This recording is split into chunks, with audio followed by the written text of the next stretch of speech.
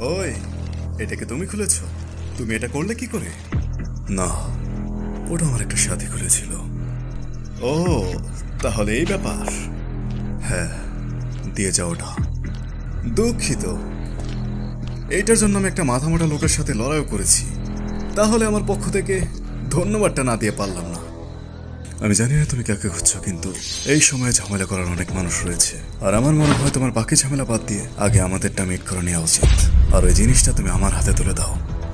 দুঃখিত, কিন্তু এইটা আমি তোমাকে দিতে পারবো না। আমি মোটেও চাইনি ঝামেলা হোক। হ্যাঁ, তাই নাকি বাবু? বাপরে, খাইছি আমারে। এটা সত্যি কোনো নর্মাল পার্সন না। পেরেছি। এই লোকটা তো কোনো চাকরাই অনুভব করতে পারছি না। হয়তো এটা তার শক্তি। Enhance physical technique.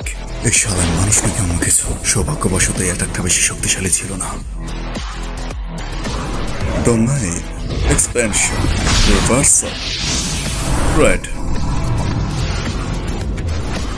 এটা আমার মোটেও ঠিক মনে হচ্ছে না।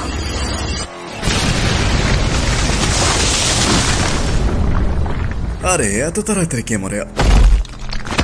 হ্যাঁ, তুমি অনেক শক্তিশালী, বাট তোর খেলা শেষ।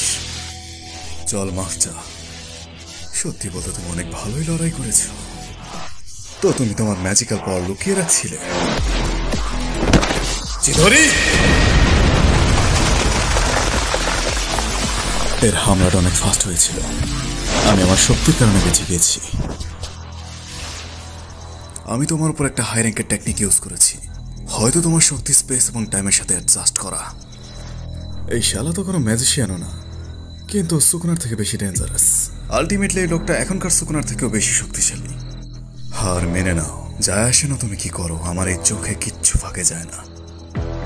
ও আচ্ছা, দুর্ভাগ্যবশত আমার কাছেও আমার 6 আইস রয়েছে। আর এটা তো, যদি এই হিটটা আমার লাগে তাহলে সমস্যা হয়ে যাবে।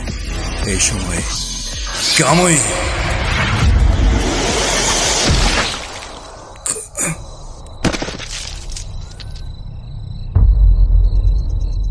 আমি তোমাকে মেরে ফেলতে চাই না।